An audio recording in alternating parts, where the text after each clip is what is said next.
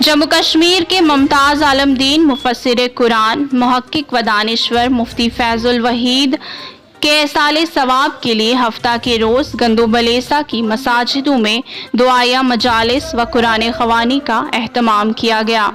जिस दौरान उलमाए कराम व आइमा मसाजिद ने मरहूम मुफ्ती की इल्मी दावत इस्लाही तसनीफ़ी बेलवस दीनी खिदमात को खराज तहसीन पेश करते हुए कहा कि इनकी मौत से पूरी कौम गमज़दा और यतीम हो गई है।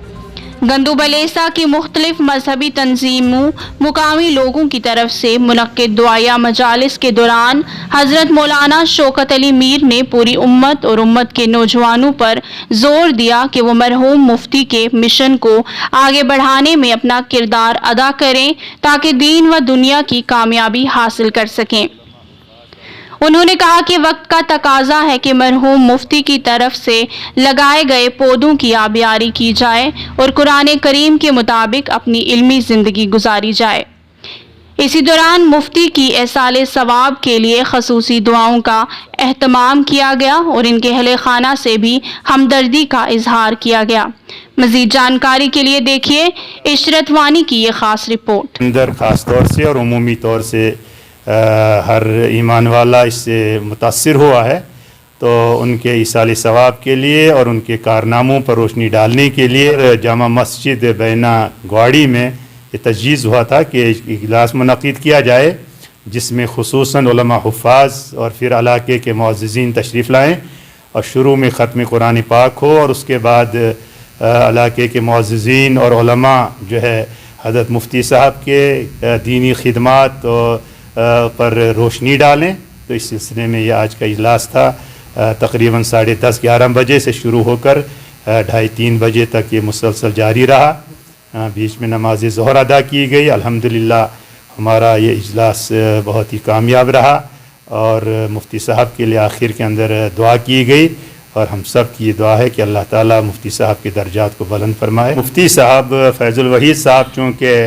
ज़्यादातर उनका बचपन जो है वो इब्तदाई दौर जो गुज़रा ज़िंदगी का वो तो देवबंद के अंदर गुज़रा, यूपी के अंदर गुज़रा, और उसके बाद जब ये अपनी तालीम से फ़ारिग होकर आए तो ये डायरेक्ट जम्मू ही आए और जम्मू में ही इनकी सिलेक्शन हो गई मदरसा जामिया मरकज़ुल मारिफ के अंदर। लेकिन असल में इनके जो पैदाइश हुई है वो राजौरी डिस्ट्रिक्ट के अंदर एक इलाका है दुदासंदवाला, वहाँ उनकी पैदाइश हुई है और उसके बाद उन्होंने इब्तदाई दीनी तालीम जो है अपनी कुर्ब जवारी के अंदर हासिल की। लेकिन उसके बाद जैसे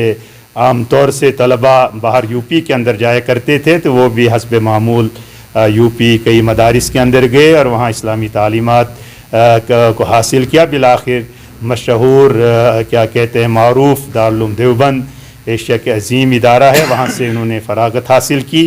आलमियत की और उसके बाद मुफ्ती कोर्स उन्होंने वहीं से किया और उसके बाद फिर आकर के मुसलसल आप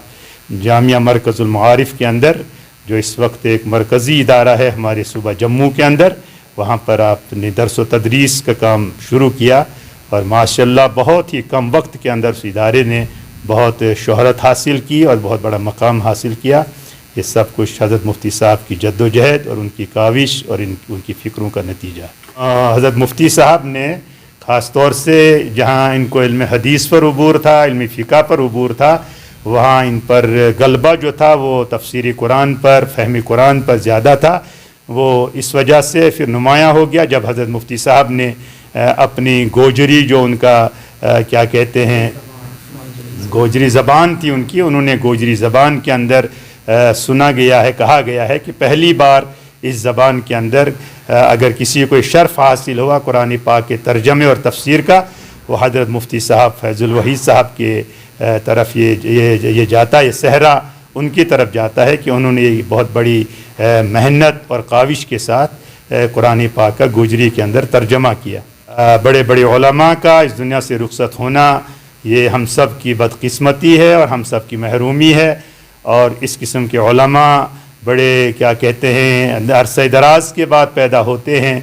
जैसे कि किसी शायर ने कहा है, हज़ारों साल नरगिस अपनी बेनूरी पे रोती है, बड़ी मुश्किल से होता है चमन में दीदावर पैदा। तो इस तरह से हमारे मुफ्ती साहब भी थे, लेकिन हम अब ये अज़म और इरादा करें ہم یہ عوام الناس کو یہ پیغام دینا چاہتے ہیں کہ ہم مفتی صاحب کے مشن کو، ان کے کارناموں کو اجاگر کریں. وہ ہمارے لیے مشعل راحت ہے اور ہم ان کے نقش قدم پر چلنے کی کوشش کریں. بہت بہت شکریہ سر. والسلام.